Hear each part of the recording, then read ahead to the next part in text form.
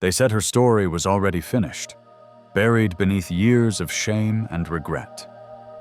But one afternoon, in the middle of a noisy market, an unexpected Jesus story began to unfold, turning humiliation into a living, breathing, emotional Christian story about mercy, repentance, and a love that refuses to let go. Long before anyone recognized him, Jesus Christ was already walking among them, and the stones of San Antonio's market square were about to remember his footsteps. The sun burned over the plaza, drenching the street in a haze of gold and dust. Vendors shouted about fresh fruit, tacos, and souvenirs. Children darted between stalls, and the smell of roasted corn mixed with spices hung in the air.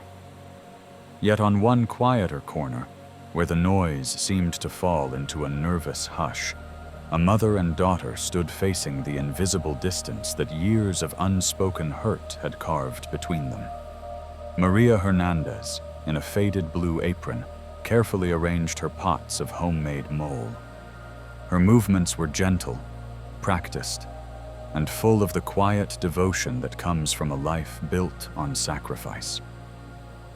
Next to her, her daughter Ava stood with her back too straight and her jaw too tight, beauty framed by modern clothes and restless, searching eyes. Ava muttered with irritation, coating every syllable, telling her mother not to wear that old apron because people were staring.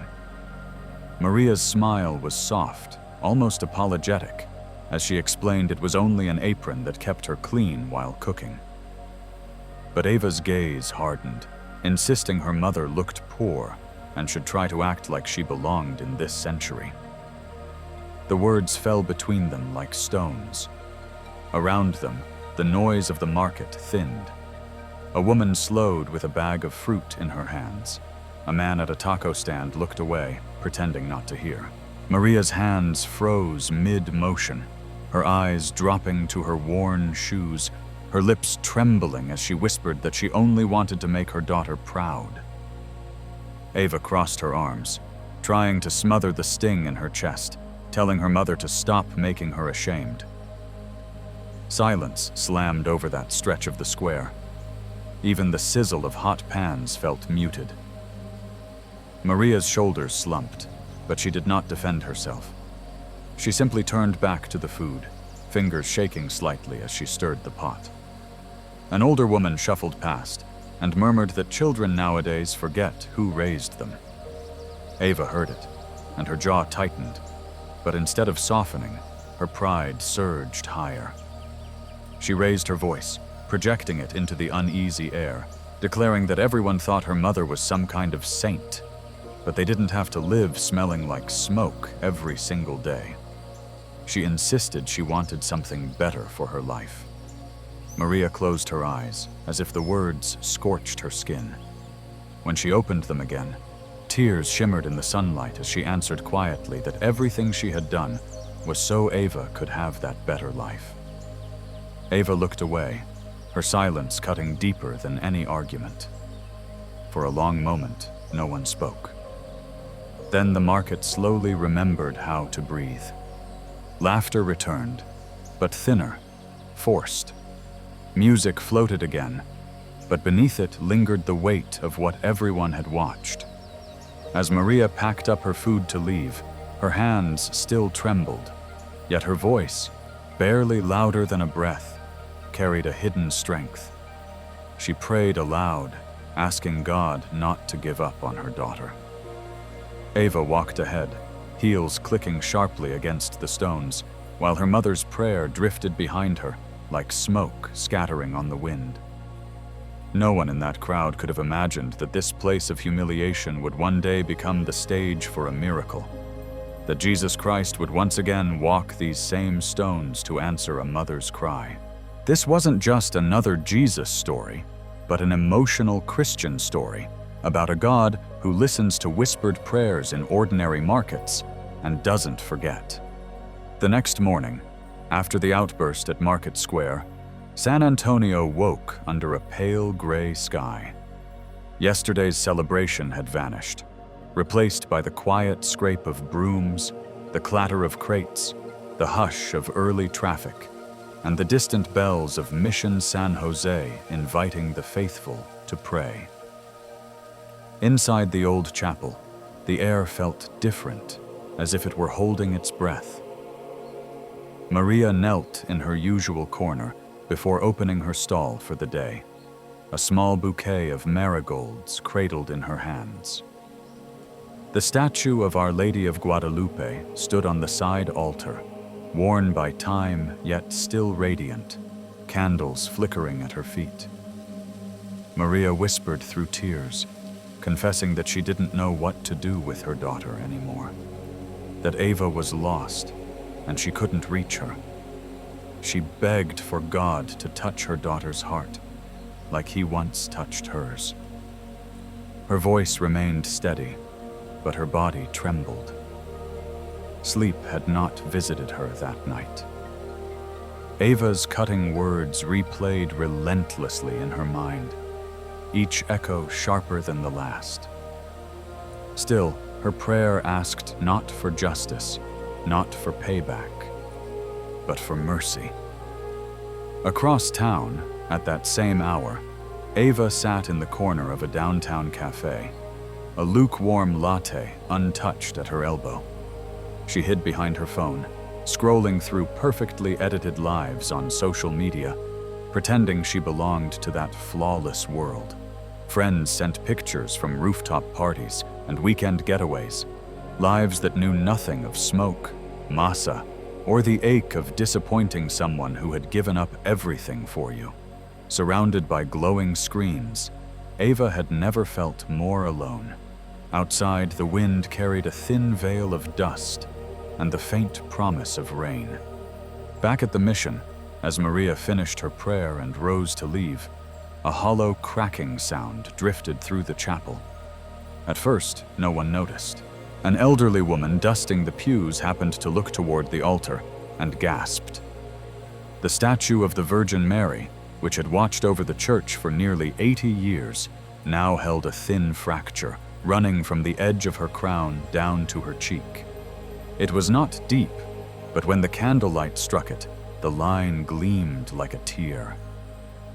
The women cleaning froze, one crossing herself in fear, another whispering about signs and warnings. The parish priest hurried from the sacristy, concern furrowing his brow, asking what had happened. No one answered. They only pointed. He stepped closer, laid his fingertips against the cracked marble, and jerked his hand back. It was warm. Too warm. Maria stood near the doorway, speechless, her heart pounding. The murmurs grew as some spoke of omens. Others claimed they had felt the ground tremble or had seen the candles bow as if the Virgin had sighed. The priest raised his hand gently, reminding everyone that the Lord speaks in silence and asking them not to drown reverence in noise. Yet word raced out into the streets faster than any bell. By noon, neighbors were flowing through the chapel doors, coming to see what they began calling El Milagro Triste, the sad miracle. Some knelt to pray, others came only to talk. Through it all, Maria stayed on her knees, the weight of a mysterious connection pressing on her chest, as if that marble tear somehow belonged to her. Across town, Ava trudged through her shift at a boutique, surrounded by mirrors and perfume, pretending the world behind the glass belonged to her. Her manager complimented her style, saying she could go far. She smiled automatically, but her own reflection in the window looked distant, like a stranger wearing her face. That evening, the familiar scent of warm tortillas greeted her as she walked through the front door. Maria stood at the stove, the lines on her face deeper, but her eyes still gentle, asking softly if Ava had heard the news. When Ava asked what news, Maria explained that the statue of the Virgin at San Jose had cracked that morning. Ava exhaled sharply, filling a glass with water, dismissing it as something that just happens to old things. Maria turned off the flame and faced her, saying quietly that some people believed it cracked because too many hearts were breaking. Eva rolled her eyes, but the words slid past her defenses and settled somewhere deep where she refused to look. She claimed to be tired and asked her mother not to start with the miracles again. Maria nodded and didn't push further. Later that night, as Eva passed by her mother's room, she heard her voice, not loud, not desperate, just steady, like a second heartbeat in the dark. Prayers again. Always prayers. Eva turned up the volume on her phone, trying to drown them out, yet the quiet persistence of that whispered faith pressed against her like a weight. At the same moment across town, the janitor at Mission San Jose finished locking the chapel doors. Inside, one last candle still burned at the Virgin's feet, wax dripping in slow, patient beads. When the tiny flame finally flickered out, a breath of wind slipped through the old stone walls, and the fracture on the statue shimmered again, like a wound refusing to close. In the days that followed, the city kept moving, but a subtle heaviness seemed to rest over the mission. Some said the church felt denser, as if the Virgin's silent sorrow clung to the air. More people began stopping by to pray, to sit, to weep in the dim light. Maria came too, each morning before work, carrying her pain to the same altar. One afternoon, as she lit a candle, the priest stepped beside her, saying gently that sometimes the Virgin allows her image to suffer so we remember compassion, suggesting that perhaps she was crying with someone that day. Maria's voice shook as she replied that then the Virgin must be crying with her. He laid a comforting hand on her shoulder, suggesting maybe not only with her. Far away in her downtown apartment that night, Eva's sleep turned restless. In her dream, she was back inside the church, the cracked statue towering above her, but the face was no longer marble. It was flesh, her mother's face, and a real tear slid down that cheek and didn't stop. Eva shot awake, heart racing, pillow damp with sweat, whispering that it was just a dream, but the image clung to her like a shadow. At dawn, Maria knelt once more before the fractured Virgin. The crack seemed wider now, like an open wound etched across holy stone. Sunlight filtered through stained glass, and one golden beam fell directly over Maria's folded hands. She closed her eyes and prayed again for healing, for her daughter, for the strength to wait as long as it took. Outside, the bells rang over San Antonio, their echoes stretching across streets and alleys. Somewhere within that echo, a familiar figure in simple clothes walked calmly down the empty road toward Market Square, unnoticed by most. The fracture on the Virgin's face had spoken. Something sacred had begun to move, and San Antonio, without yet knowing it, stood on the edge of a mercy not written in stone, but in the hearts of a stubborn daughter, a praying mother, and the unseen Savior who was already writing their emotional Christian story. By Saturday, the city erupted back into color. It was Fiesta Week, and Market Square exploded with music, streamers, and the smell of roasted corn and fireworks. Families danced, brass bands marched down cobblestone streets, and confetti floated from balconies like bright rain. For most, it was a week of pure joy. For Eva Hernandez, it was a stage, a chance to convince everyone, including herself, that she had finally outgrown her mother's world of smoke and sweat. She spent the whole morning in front of the mirror, straightening her hair, layering on makeup and painting her lips the deep shade of red wine. Her outfit shimmered with carefully curated city glamour, a fitted cream blouse, gold earrings, and shoes far too delicate for the rough stones of the plaza. From the kitchen came the clatter of pots and the warm, comforting scent of steaming tamales. Maria moved quietly, preparing food to bring to the market, calling softly that they would be late to set up. Ava emerged, phone in hand, expression already far away, insisting she wasn't helping that day because she was meeting friends at the plaza. Maria's smile remained kind as she asked her daughter to come with her first to take some food to people at the church, explaining it was tradition. Ava laughed under her breath, dismissing her mother's traditions as something nobody cared about anymore. Outside, music rippled through the street, drums, trumpets, voices shouting greetings and celebration. Maria carried a basket lined with red cloth, still warm with fresh tamales, wearing an embroidered blouse and a flower tucked into her braid. Her joy radiated not from the festival itself, but from the chance to give. Neighbors greeted her with raised hands and bright smiles, vendors calling out that she had brought tamales again, and Maria answering cheerfully that she had brought them for everyone. The warmth around Maria only sharpened Ava's irritation. She felt every glance shift from her mother's simple clothes and work-worn hands to her own polished appearance. In her mind, each friendly smile looked like quiet pity.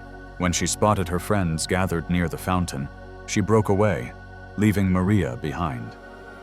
Her friends greeted her with hugs and compliments, exclaiming how amazing she looked and praising her style.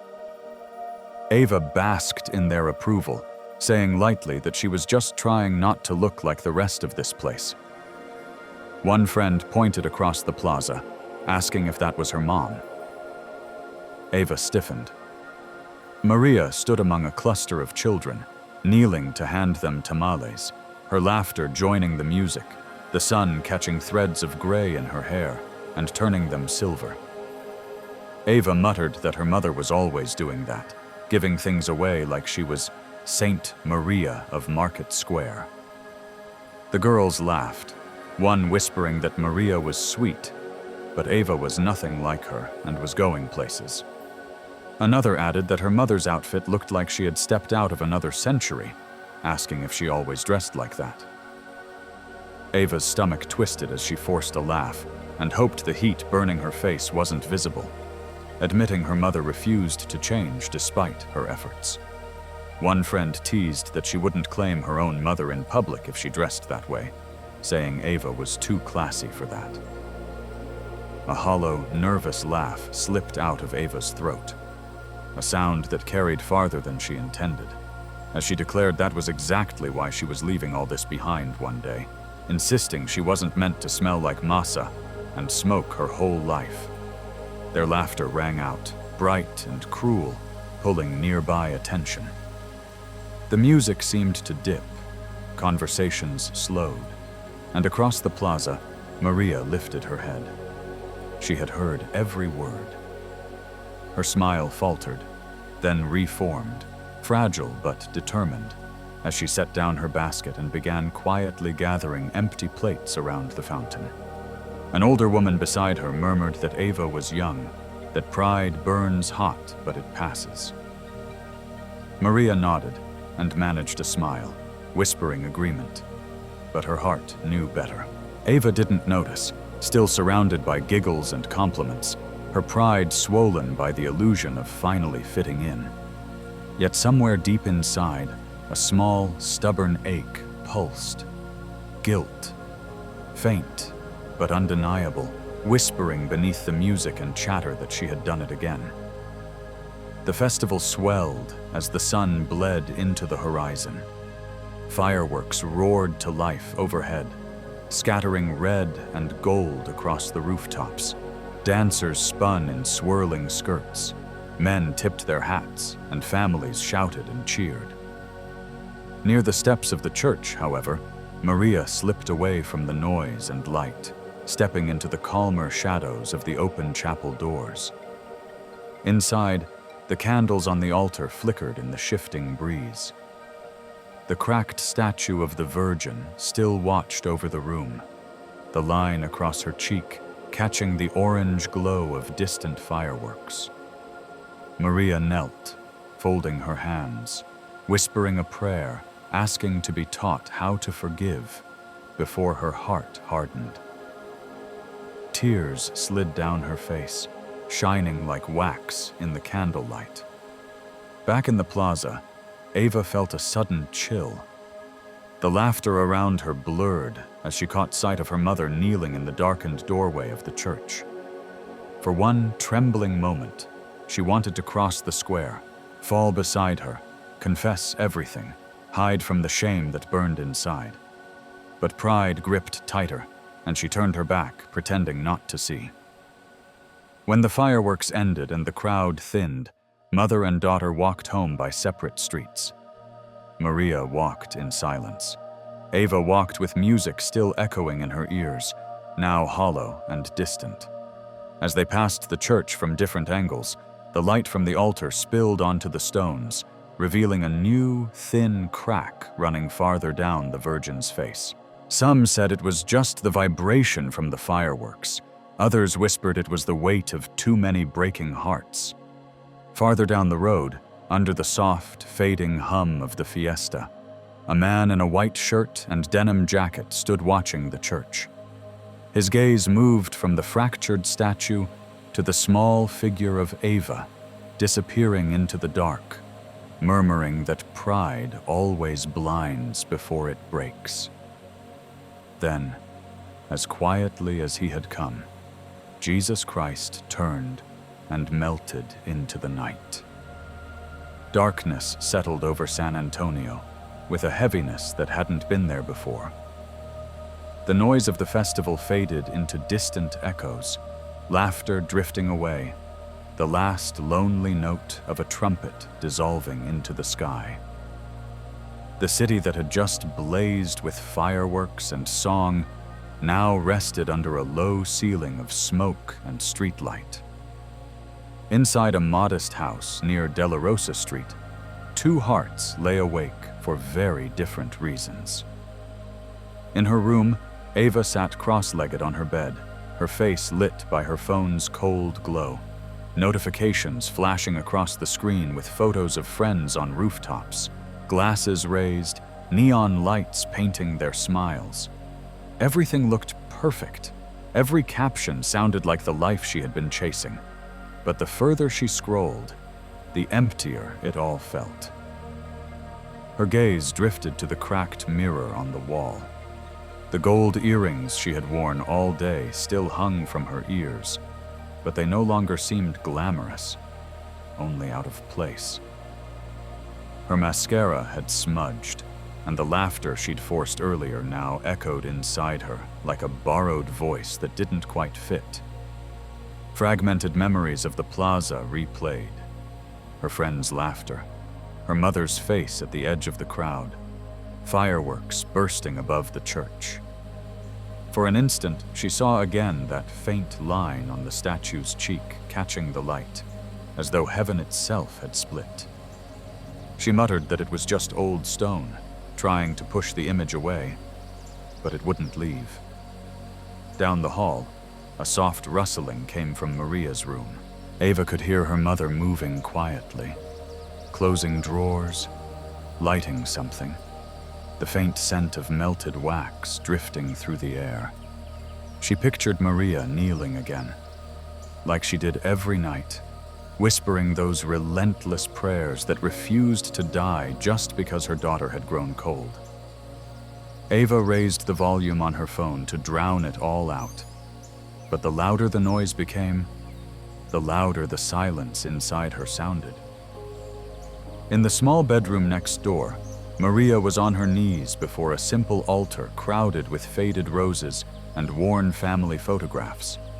A single candle burned beside a little statue of the Virgin, twin to the one standing fractured in the Mission. The flame trembled gently, throwing long shadows across the lines on Maria's face. Her voice shook, but her words flowed with quiet resolve, praying for Jesus to watch over her daughter, acknowledging that Ava thought she didn't need him or her mother, but asking him to break whatever must be broken so she could see his light. The room was still, save for the soft crackle of the candle and the distant whistle of a passing train. Tears slid down Maria's cheeks and fell onto her folded hands. She didn't ask for punishment. She asked for awakening. In the darkness, Jesus Christ was listening. A cool breath of air slipped through the cracked window, bending the flame but not extinguishing it. Maria felt it brush her cheek like a gentle breath, steadying and kind, and she closed her eyes, sensing a holy nearness she could not see. Meanwhile, Ava twisted restlessly in bed, the pressure of unspoken guilt heavy on her chest. The old woman's words from the market replayed in her mind, that pride burns faster than fire, and for the first time, they didn't sound like superstition. She sat up and wrapped her arms around her knees. Outside, thunder rumbled somewhere far beyond the city. Not rain yet, only the promise of it. From her window, Ava could see the faint silhouette of Mission San Jose against the dark sky, the cross etched in shadow. She stared at it, remembering childhood mornings when Maria would take her by the hand to Mass, whispering prayers in Spanish. Back then, it had felt warm, safe, like belonging. Now it felt like a language she had forgotten, or pretended to. And yet the image of the cracked virgin refused to leave her mind. A thought rose, quiet and insistent, like a voice that wasn't her own, whispering that the virgin was crying for her. Ava blinked hard, saying aloud into the empty room that no one was crying for her. But her voice broke on the last word. In that same moment, Maria's prayer reached its end, declaring that even if Ava ran far, God would find her, because he found Maria when she was lost. Lightning flashed beyond the hills, bathing the small house for an instant in pale light.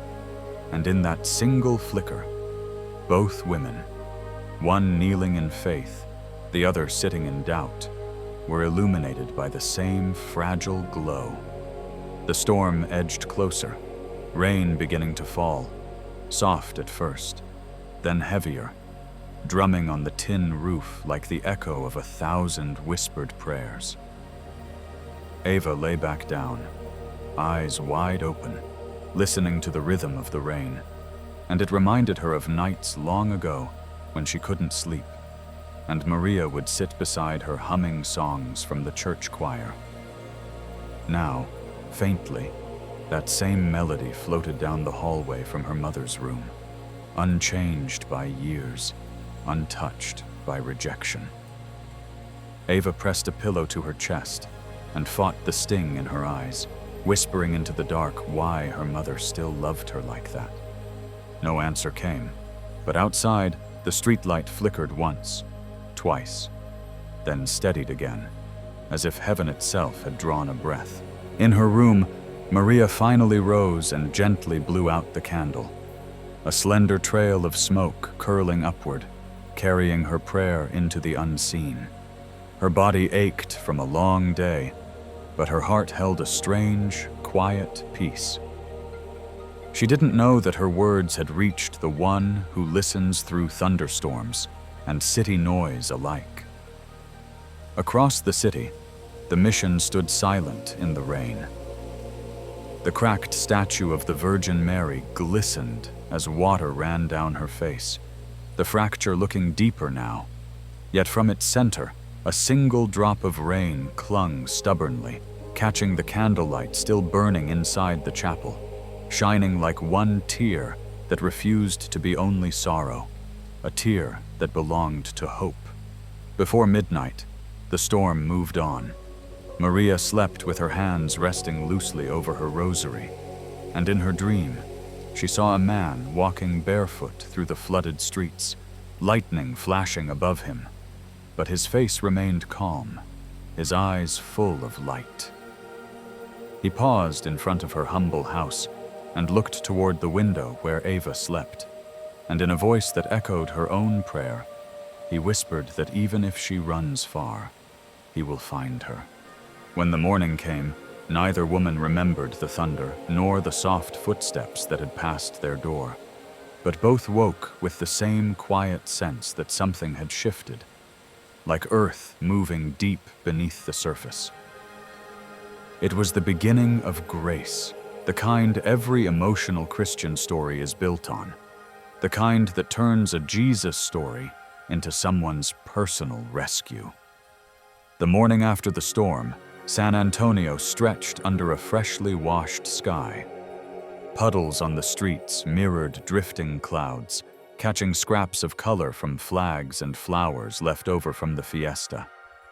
Vendors returned to Market Square, sweeping away soggy confetti and drooping paper decorations. The air still smelled of rain and roasted corn, and something else no one could name, something that felt suspiciously like hope. Maria walked quietly through the market with her basket of fresh masa and carefully folded tortillas, greeting people with the same gentle smile, though her eyes revealed another sleepless night. Still, she was there, just as she was every morning, because that is what faith does. It keeps walking, even when the heart shakes. Ava had not spoken to her since the argument at the festival, pride building a wall thicker than distance. Ava left the house early that day, saying she needed air, but in truth, she wandered downtown under the shadows of glass towers, losing herself among strangers where no one knew her mother's name, the cracked virgin, the prayers, or the girl who despised the smell of masa and smoke. By noon, the sun blazed again, drying the last of the puddles. The plaza slowly filled with sound, musicians tuning guitars, children chasing pigeons between benches, and life slipping back into its familiar rhythm. In the middle of it all, an elderly man struggled to lift a heavy sack of oranges from his cart, his arms shaking, hands trembling with age. Some people saw and simply looked away. A few whispered their pity, but kept walking. Near the fountain, two teenagers snickered, and one of them shoved the cart just enough to make the old man lose his balance. The sack tore open, and oranges rolled across the wet cobblestones, followed by laughter that burst out sharp and careless. From her stall, Maria saw everything. Her first instinct to move toward him, but her knees protested, and the distance suddenly felt longer than her strength. Under her breath, she whispered a prayer asking God to send someone to help him. At that very moment, someone did. From the far end of the plaza, a man began to walk toward the scene, his clothes simple. A light shirt with the sleeves rolled up, dark jeans, worn boots. His steps were unhurried, steady, almost too calm for the chaos ahead. And he didn't shout or rush. He simply moved with clear, unmistakable purpose. Strangely, the noise of the square seemed to thin around him, as if the air were listening. Ava, browsing half-heartedly at a jewelry stall nearby, noticed him too. She had come to distract herself, but now every distraction fell away. There was something about his stillness, the way he carried himself, that made it impossible to look anywhere else. When he reached the boys, his voice was gentle, yet carried a command that cut straight through their mockery, telling them to leave the old man alone. They froze, one muttering that they were just joking, asking him to chill. The man looked at them, not with anger, but with something deeper and older, his eyes holding them steady and unwavering, like light breaking through fog. as he explained that strength isn't in mocking the weak, but in lifting up those who have fallen. The teenagers shifted uncomfortably, their bravado fading, and under the quiet authority of his gaze, they dropped their smiles, mumbled something, and slipped away into the crowd. The stranger bent down and began to gather the scattered oranges, one by one. The old man protested softly, insisting he could do it, but the stranger replied with a warm smile, asking to be allowed to help. He placed the fruit back into the torn sack and then lifted it over his shoulder as though it weighed nothing. He carried it to the stall and set it down with a kind of reverence, like he was returning something precious rather than simple produce, saying the old man shouldn't have to carry this alone.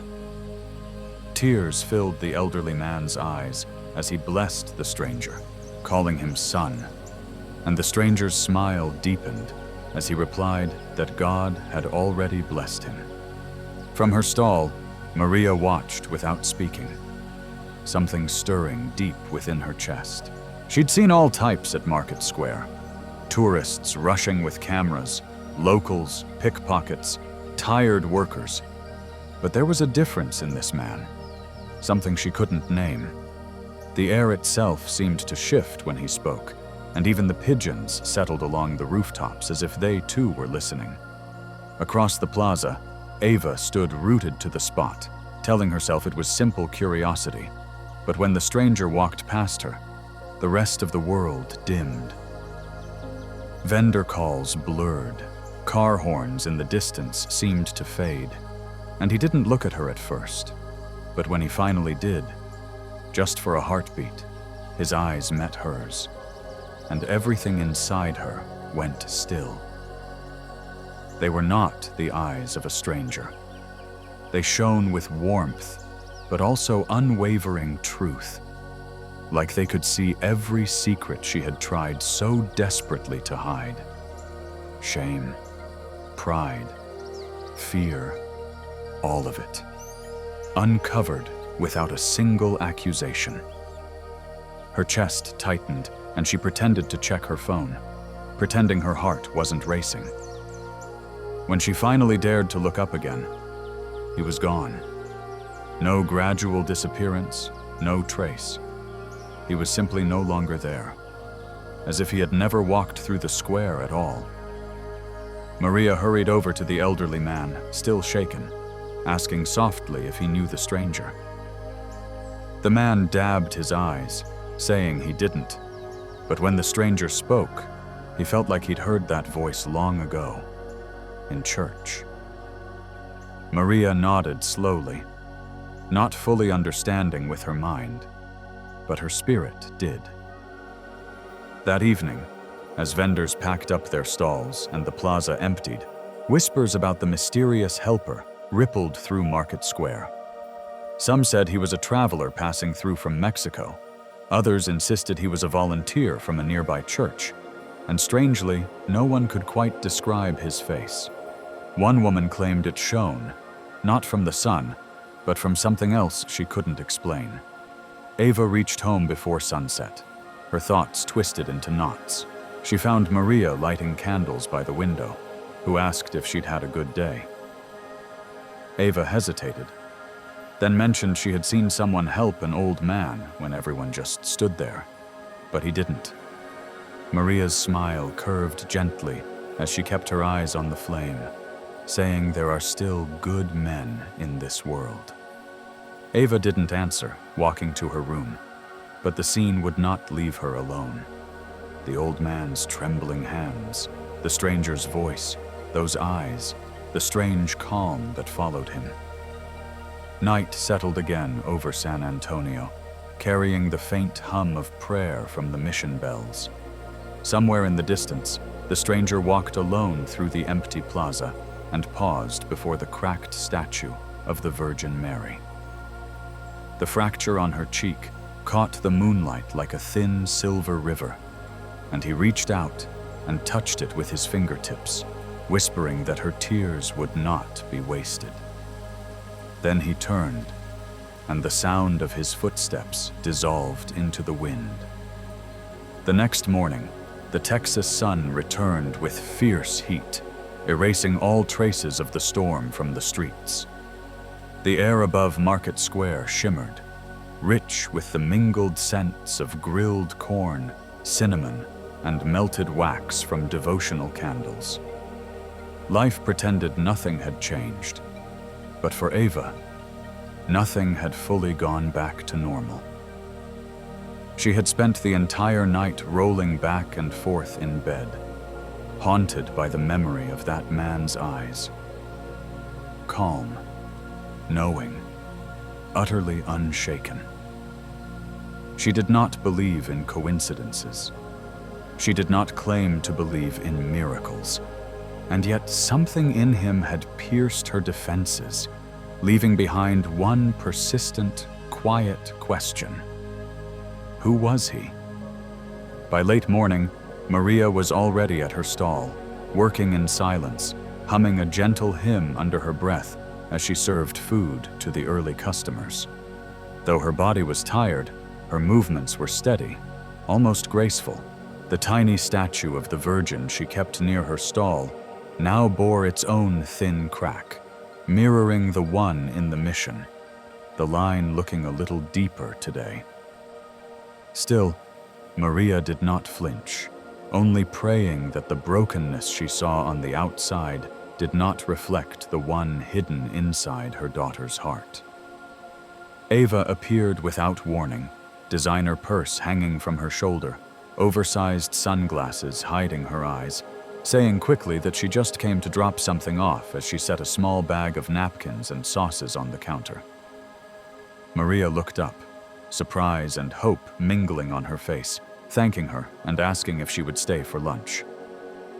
Ava hesitated, saying she had plans. Before she could turn away, a familiar voice sounded behind her, stating that it is a good thing to help one's mother. The sound froze her. She didn't need to turn around to know who stood there. The tone was calm, threaded with that same strange gravity. Gentle, but impossibly firm. Slowly, she pivoted. There he was, the man from the plaza, the one who had defended the old man, the one whose eyes refused to leave her mind. He stood at the edge of the stall, sunlight catching in his hair, his gaze steady and unafraid. Ava scoffed, folding her arms to hide how shaken she was, asking if he was following her.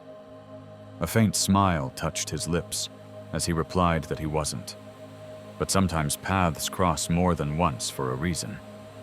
Maria looked between them, her heart beating faster, sensing something holy and terrifying all at once. But she didn't dare speak. The air around them thickened with a tension that wasn't anger, something deeper, like truth drawing near. The man looked at Ava with a tenderness that did not excuse her, but refused to reject her, asking quietly why she spoke to her mother as if she were her enemy. Ava blinked, stunned, asking what he meant. He continued gently, observing that she spoke with disdain, as if love were something to be ashamed of. A nervous laugh slipped from her lips as she insisted he didn't know her and had no right. He interrupted softly, asking if he didn't, then explaining that he knew what pride sounded like when it spoke, having heard it since the beginning of time. The marketplace seemed to exhale and then hold its breath, the random chatter of customers dulling, nearby conversations fading into a hush. Ava's throat tightened as she managed to say he was talking nonsense. He stepped closer, not in threat, but in grounding presence, as if each step was meant to pull her back from the edge of something only he could see, stating that a mother's hands can be stained by work, but they are never dirty, explaining that the dust of this world washes away, but it is ingratitude that stains a soul. Heat flooded her chest as she snapped, asking if he thought he knew everything about her, insisting he didn't know what it was like to be judged by everyone, to feel trapped in a life she didn't choose. His eyes locked with hers, and for a split second, she saw something infinite glimmering behind them, as he answered softly that she spoke of being trapped, but had forged the bars herself. Every word of contempt, every act of pride building the cage, and now calling it freedom. Her lips parted, but no argument came. It felt like he had gently torn away every layer of her defenses without raising his voice. Maria watched, hands trembling at her sides, a part of her wanting to step between them, to shield her daughter, yet another part knowing that this wasn't an ordinary confrontation. This was revelation. Ava turned her face away, blinking back tears that threatened to spill, whispering that he was just another preacher, that she'd heard enough sermons for one lifetime. His tone softened even more as he asked her to listen to one last thing, explaining that the woman she was ashamed of had prayed for her more times than she had taken breaths, and every single prayer had been heard. Ava's knees wobbled, her heartbeat roaring in her ears as she demanded to know how he knew that. His smile deepened, tinged with sadness, as he answered simply that he heard them. The words hit her like lightning. The whole market seemed to fall into absolute stillness. Maria's breath caught in her throat as she steadied herself against the counter and finally allowed herself to look directly at him. His posture was humble, yet his eyes blazed with a peace that didn't belong to this world. A shiver swept through her. Ava said hoarsely, stepping back, that he was crazy, asking if he thought he was some kind of prophet. He didn't argue, only looking at her with a compassion that ran deeper than pity, saying softly that he was not there to condemn her, but to remind her that love never humiliates. Only pride does. Her jaw clenched as she told him to stop. Just stop. She turned, ready to leave, but his next words halted her mid-step, asking if she even knew what her mother had given up for her. The sound of her name in his mouth sent chills racing down her spine as she spun back toward him, demanding to know how he knew her name. The man glanced toward Maria, who now stood openly weeping, her entire body trembling, as he answered that Maria had spoken her daughter's name aloud in every church, every morning for years, and heaven remembers the names that are spoken in love. The tears Maria had held back for so long finally broke free.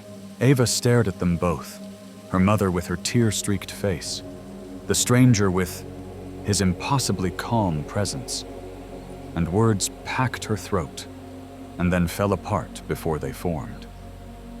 The stranger took one small step back, his voice dropping to a whisper that somehow carried across the entire square, stating that a mother's love is the first reflection of his, asking Ava not to let her pride keep her from seeing it. And then, exactly as before, he was gone. No one saw where he went or how he left. One moment he was there, and the next the plaza stood in a heavy, holy silence, as if the world had paused to understand what had just happened. Ava remained frozen, tears burning her eyes. The truth had pierced her deeper than any insult, sharper than any rejection. Maria reached out, her voice unsteady, calling her daughter's name.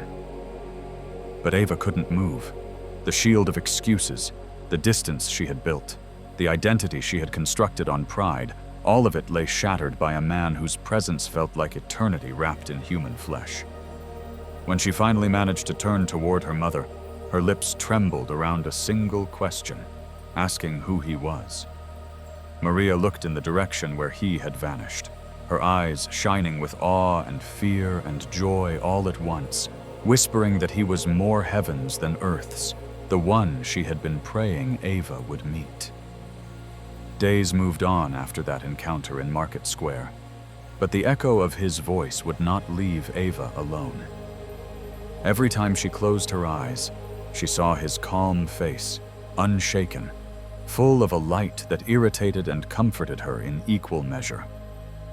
She tried to convince herself it was nothing, a street preacher, a coincidence, a strange emotional episode, but deep inside, something holy and unwelcome had been disturbed. Pride hates to be disturbed, so she did what pride always does. She ran. By the end of the week, Ava had packed a small suitcase and slipped out of the modest home on De La Rosa Street without a word. She bought a bus ticket north, heading for Austin, chasing the idea of a new start. A life-scur Ava left San Antonio, as if she could outrun her own heart. The bus carried her toward Austin through the night, and in the window's reflection she saw not a confident young woman, but someone who no longer believed in herself. The stranger's words about the cage she had built from pride echoed in her memory, and though she kept repeating that she was finally breaking free, the road somehow felt less like an escape toward light and more like a descent into emptiness. The new city welcomed her with the cold gleam of glass and lights. An apartment smelling of fresh paint, a view of the river, the hum of traffic and nightclub music became the backdrop for a life where everything looked beautiful, but almost nothing belonged to her. Meeting a charming, self-assured man seemed like confirmation she had made the right choice. Rooftop restaurants, conversations about money and status, photos easy to flaunt on social media created the illusion of success. No one knew the smell of the market. No one spoke her mother's name like a prayer. Over time, it became clear that within this glitter, she was seen not as a person, but as a convenient accessory to someone else's image. The man who had promised freedom gradually began restricting her laughter, her words, her past.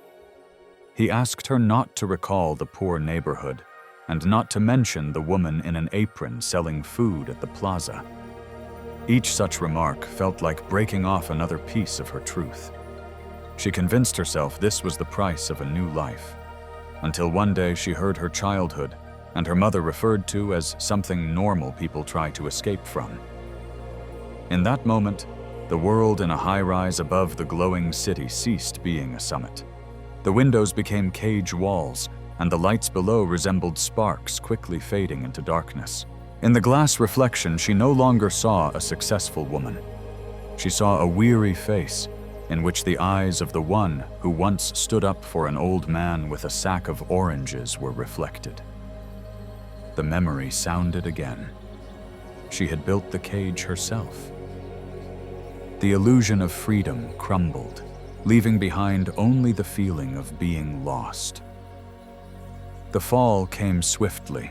The person on whom her new life depended exited it without hesitation, taking everything he considered his: belongings, status, confidence. What remained were bills, an empty apartment, and absolute silence. Within days, she had nothing left to pay rent.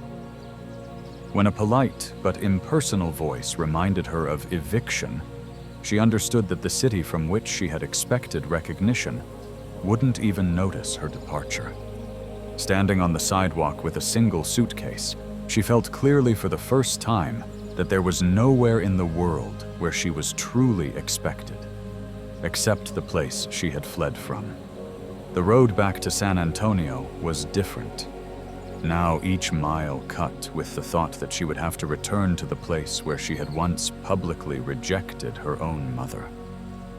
But it was there, among the smell of rain and corn tortillas, that her story had begun.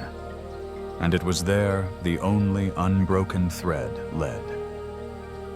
When the bus arrived at dawn, the city greeted her as before, with humid air, the voices of early vendors, and the warm aroma of food. The only thing that had changed was her heart. Steps across the familiar cobblestones of Market Square came with difficulty. Each stall reminded her of that day when her pride had become a spectacle for strangers' eyes. But the brightness of morning light, vendors' shouts, and children's laughter no longer provoked disgust. Everything around seemed alive, genuine, painfully real.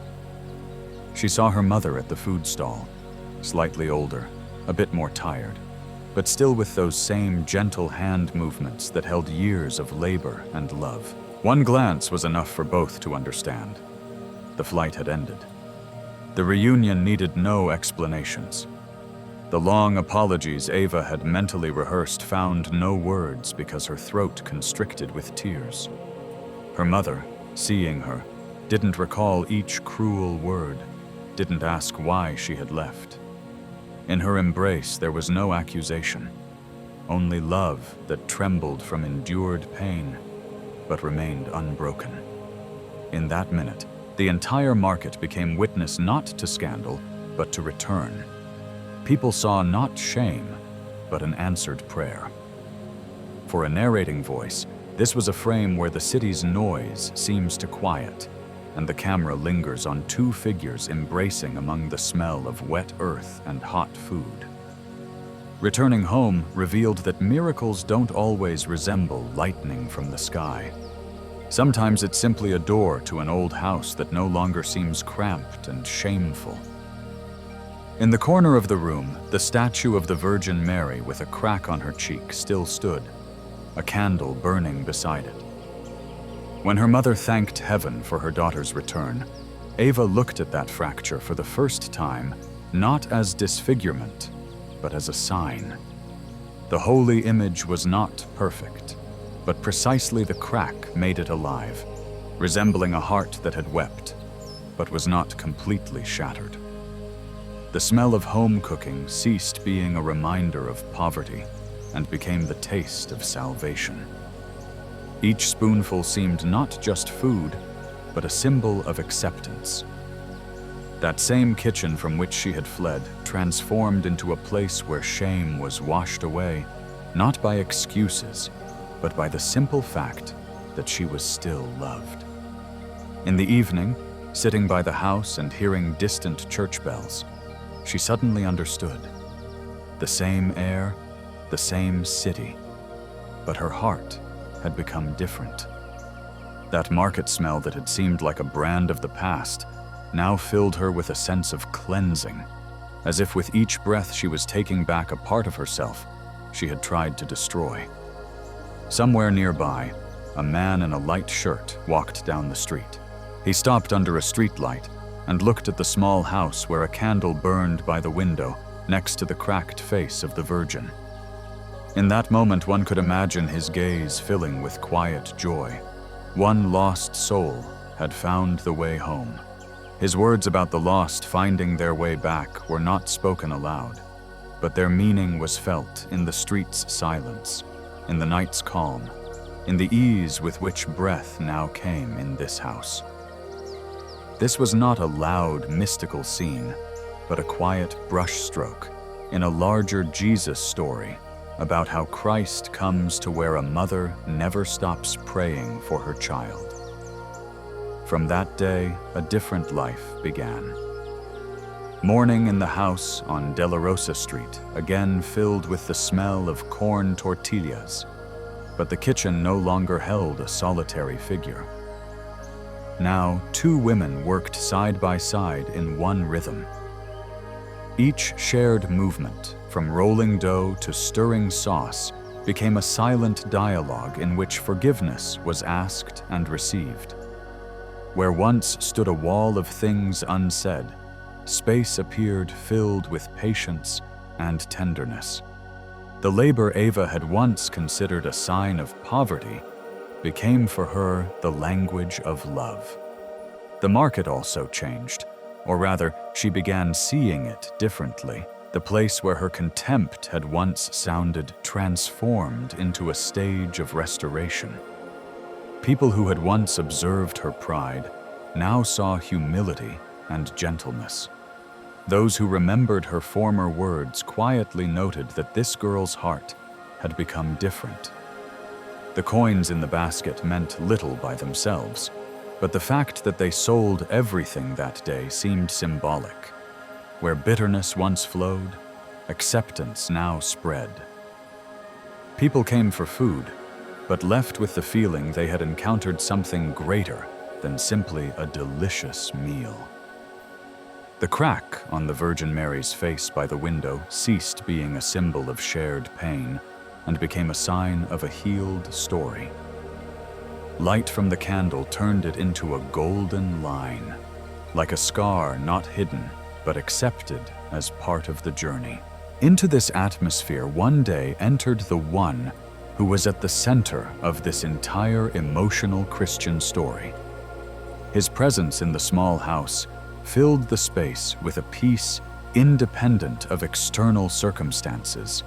Fears and guilt did not disappear from memory, but ceased controlling the future. He showed that mercy does not cancel wounds, but redefines them. For Ava, this became a moment of genuine liberation. Not when she left the poor neighborhood, but when she admitted she had been lost even while standing among the lights of the big city. Freedom turned out to be not in the height of floors or the price of clothing, but in the ability to look into the eyes of the one she had once been ashamed of, and see in them not judgment, but unconditional love. The meeting with Jesus in this house did not change external circumstances. The market remained a market. The house remained small. But it changed the meaning of everything that happened. Shame became testimony. The fall became the beginning of a new story, and cracks became channels for light. Over time, precisely this place, the modest stall number 23, became a point of attraction not only because of food. People came because they sensed something greater lived here. Reconciliation, warmth, inner quiet. Old vendors who remembered the former scandal noted that these two women bore the mark of grace. Random passers-by said they wanted to linger at this table a little longer than at others. Thus the market, once the backdrop of her fall, transformed into the scene of long but victorious mercy. Sometimes at sunset, among music, laughter, and the smell of street food, Ava noticed a familiar figure in a white shirt at the edge of the crowd.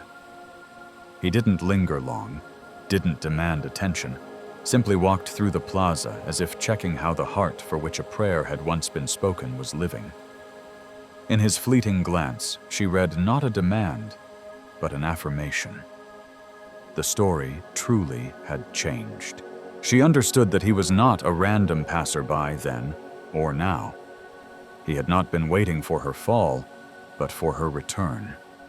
Thus, this Jesus story became not simply a tale of a miracle, but testimony that grace knows how to find a person both in a market crowd and in a big city high-rise. This emotional Christian story is not about perfect people, but about tears, cracks, pride, and roads back. About a mother who continued praying when everyone else had given up. About a daughter who thought freedom was escape and learned that true freedom is a home where she is still expected. And about Jesus Christ who was not simply passing by, but quietly waiting for the moment when the heart would finally admit she was lost, so he could answer, "Now you have found your way home."